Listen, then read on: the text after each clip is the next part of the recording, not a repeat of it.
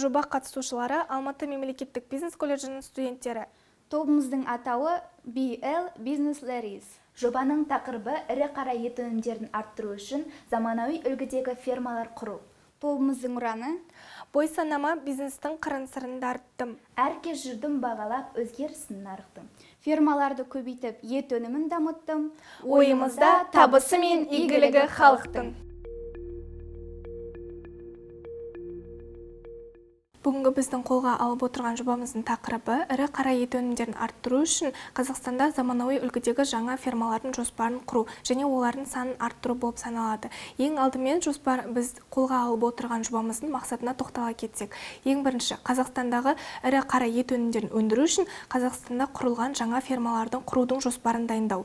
Екіншіден, ет өнімдерін, соның ішінде мал шаруашылығын, соның ішінде малдың өзіндік салмағын, олардың генетикалық әлеуетін дамыту. Үшіншіден, Қазақстандағы мал шаруашылығына арналған басқа да кәсіпорындарды ашу. Біз осы мақсаттарға қол жеткізу үшін бірнеше міндеттерді бастан кешіруіміз керек. Ол міндеттер: біріншіден, экологиялық жаңа таза өнімдер шығару. Етті, соның ішінде халықтың етке деген сұранысын қанағаттандыру. Үшіншіден, яғни Қазақстанда қазіргі кезде өте сұранысқа ие жаңа кәсіпорындарды ашу. Яғни ол әрбір кез келген жұмысшыға жаңа күнделікті табыс түсіп отыруына кепілдік және мүмкіндік 100%-ға бере алады. Екінші айтатын мәселеміз, біз не үшін ет өнімін алып отырмыз? Өйткені ет ол байырғы және бұрынғы заманнан келе жатқан адамзаттың тұтынатын өнімдерінің ішіндегі ең біріншісі және бастысы деп айтсақ болады. Етсіз адамға өмір жоқ. Еттің құрамында адам ағзасына пайдалы өте көп элементтер бар. Олар йод, мыс, фосфор, темір және тағы да басқалары. Әсіресе темір адамның қан құрамына өте көмектесетін элементтерге бай химиялық элемент болып саналады. Біз етті қайнату арқылы сорпа аламыз. Яғни сорпа қазіргі пандемия кезінде адамдардың құтқаратын бірден-бір дәрі-дәрмек болып саналады. Сондықтан да Қазақстанда қазіргі кезде ет өнімдерін арттыру басты проблемалардың, яғни экономикадағы, мал шаруашылығындағы өзекті мәселелердің бірі болып отыр. Ең біріншіден, біз бұл жобаны қалай шешеміз? Жобаны кез келген адам жоба бастаған кезде мал шаруашылығына белгілі бір ақша қаражат құяды. Яғни ол қаражатты адамдар белгілі бір үкіметтен алады. Яғни үкімет оларға бірнеше мәселелер алдында туындайды сол адамның.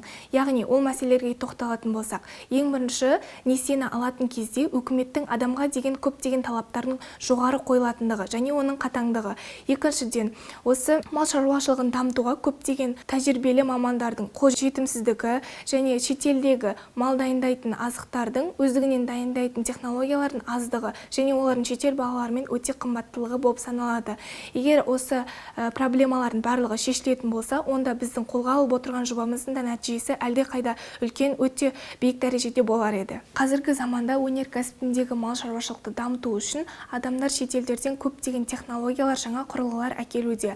Бірақ бұның пайдасынан бізге зияны көбірек болады. Өйткені олар жаңа құрылғы болғандықтан энергияны көп қажет ететін және қоршаған ортаға да өз залалын тигізеді. Ал бұның бізге кірісі емес, керісінше шығындары көп болады. Сондықтан да бұл тиімсіз жол. Біз осы жобаның өзекті мәселелерін шешу үшін бірнеше жолдарды қарастырған болатынбыз. Олар ең бірінші, мал шаруашылығында қалдықты аз органикалық заттарды өндіру, екіншіден экологиялық таза өнім өндіру және табиғатқа зияны келмейтін жаңарған технологияларды қолдану болып саналады. Ол қалай десек, мысалы, біз жаңа технологияларды алған кезде олардың энергияны барынша мөлшерде аз жеуі және екіншіден олардың өте сапасының жоғары болуы бірінші орында тұрады. Яғни сол арқылы біз мал шаруашылығына өзіндік мал азығын дайындайтын технологияларды шетелден сатып ала аламыз. Қазіргі кезде Қазақстан ет бағытында мал өсіретін 81 асыл тұқымды зауыт пен шаруашылық жұмыс істейді. Соның ішінде облыста 21 асыл тұқымды шаруашылық, оның 3-і асыл тұқымды зауыт. Алайда аналық мал басына деген сұраныс әлі қанағаттандырылған жоқ. Өйткені көптеген асыл тұқымды шаруашылықтың қызметі өз табандарындағы сиыр басын ұлғайтуға ғана бағытталған. Олардың басы артық аналық сиырлар санына жетіспейді. Осыған байланысты асыл тұқымды базаны одан әрі кеңейту қажет болады. Күтілетін нәтижелер. Қазақстанның қолайлы климаттық және экономикалық жағдайларына байланысты, сонымен қатар пайдаланылмаған жайылым аумағының молдығы осы саланың дамуына үлкен әсерін тигізеді. Осыған байланысты 2024 жылға дейін бүкіл ел бойынша фермер шаруашылығының бордақылау желісін құру жоспарлануда. Әр фермада заманауи жаңа техникалар орнатылатын болады. Осы мақсатта 2000 бас шетелде селекцияланған мал әкелінеді. Одан шамамен 1000 тонна ет өндіріледі. Бұл өнім Алматы қаласының бірнеше аумағын қамтиды. Бұдан басқа аналық мал басының жалпы саны 3000-нан асатын ет бағытындағы мал өсіруге мамандандырылған фирма құру жоспарлануда. Ірі қара етті фермалардың ішіндегі санитарлық жағдайын қамтамасыз ету үшін, оны сақтау үшін олардың тазалығы мен жақсаруын үнемі бақылау қажет. Санитарлық күндер кемінде айына 1 рет өткізілуі керек. Санитарлық күні ветеринар қызметкерлері барлық жануарларды тексеріп, желінің, емізіктерінің жағдайына назар аударады. Тексеру және тексеру нәтижелері шаруа қожайыны сақтайтын журналға тіркеледі. Көң қоқысты дұрыс сақтауды, тасымалдауды, кәдеге жаратуды және қайта өңдеуді жаңарту. Біздің ойымызша биогаз өндіру үшін малдың қиларын қайтадан өңдеу керек. Аз қалдықты және қалдықсыз технологияларды, ветеринарлық конфискаттарды көбейту, жұмыс орындарындағы барлық санитарлық талаптарды сақтау, табиғатқа кері әсерді азайту мақсатында түрлі шаралар ұйымдастыру. Ет халық тұтынатын барынша толық және кеңінен тараған өнімнің түрі болып табылады. Ол тез қорытылатындығымен және құндылығымен ерекшеленеді.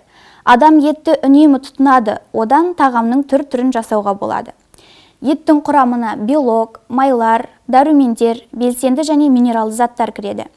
Ет қорытылатын фосфор мен темір көзі болып табылады.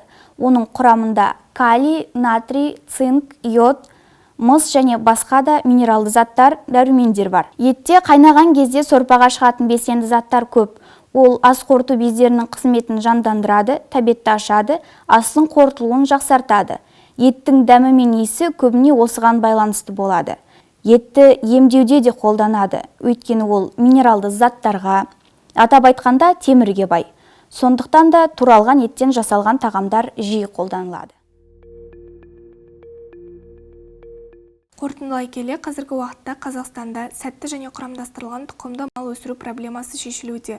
Сонымен қатар мал шаруашылығы саласында ірі қара ет өнімі барынша ұлғайтылуда. Және де етті ірі қара шаруашылығы саласына шағын аз жұмсалып, жерді экстенсивті пайдаланылатын аймақтарда тиімді ет өндіруге мүмкіндік береді. Ауыл шаруашылығы министрлігінің деректеріне сәйкес, мал шаруашылығы өнімдері бойынша Қазақстанның экспорттық әлеуеті астық экспортының мүмкіндігіне қарағанда жоғары. Яғни Қазақстанның қолайлы климаттық және экономикалық жағдайлары, сондай-ақ пайдаланылмаған жайылым аумағының молдығы экономиканың осы секторының тартымдылығына негіз болады және бизнеске инвестициялау бойынша жағдай жасайды. Осыған байланысты 2024 жылға дейін бүкіл ел бойынша репродукцияланған шаруашылықтар мен фермер шаруашылықтарының бордақылау алаңдарын желісін құру жоспарлануда. Біз осы жобаны қорғай отырып, Қазақстандағы мал шаруашылығына өз үлесімізді тигізбесек те, мал шаруашылығының кішкене болса дамуына және осы шаруашылықты дамытып жатқан адамдарға кішкене идея, оларға ұсыныс бере алдық деген ойдамыз.